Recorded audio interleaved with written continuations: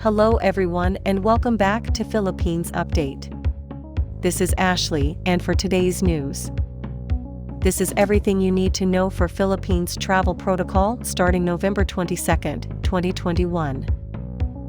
This video will discuss protocols for fully vaccinated and unvaccinated travelers from green, yellow, and red countries, as well as the guidelines for families traveling with kids.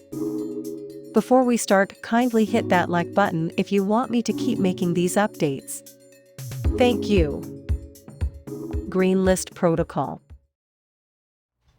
And speaking of guidelines, the following interim testing and quarantine protocols of international arriving passengers were approved yesterday and will be implemented beginning November 22, 2021. They are as follows. For fully vaccinated Filipinos coming from green list countries who have not taken an RT-PCR test 72 hours prior to their departure, they must undergo facility-based quarantine with on-arrival RT-PCR testing until the release of their negative results.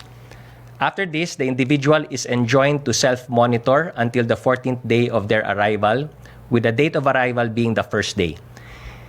If a fully vaccinated Filipino has taken a negative test within 72 hours prior to departure from a green list country, no facility-based quarantine and no on-arrival RT-PCR test will be required. Pumunta naman po tayo sa mga fully vaccinated foreigners coming from green list. A negative RT-PCR test shall be required to be taken within 72 hours prior to departure. And upon arrival, no facility-based quarantine and no on-arrival RT-PCR test will be further required, but the passenger is enjoined to self-monitor for any symptoms until the 14th day, again, with the first day being the date of arrival.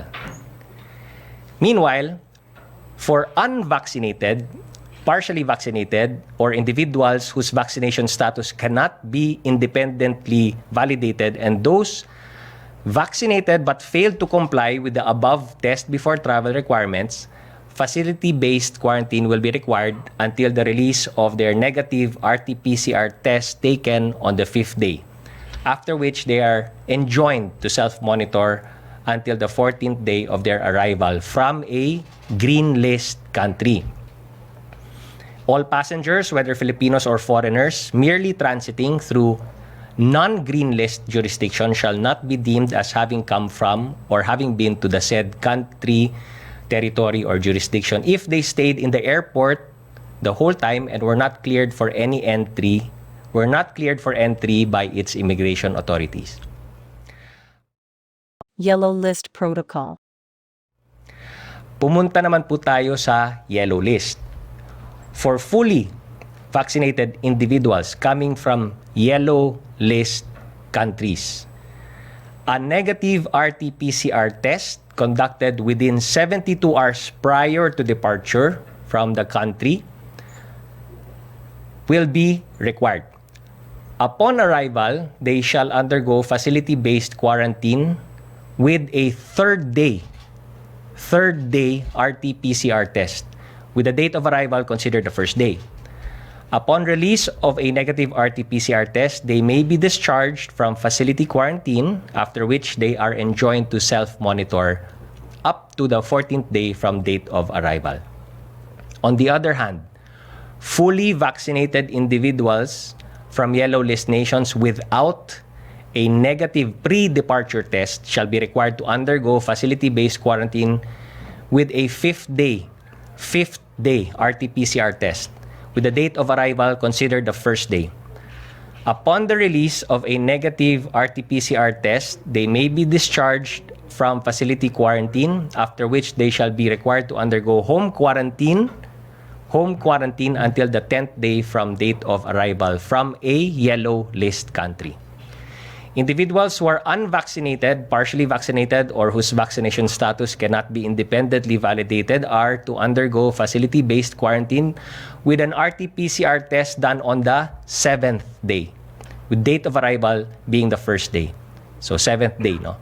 Upon the release of a negative RT-PCR test, individuals shall be required to undergo home quarantine until the 14th day from date of arrival. Red List Protocol. Sa red list naman.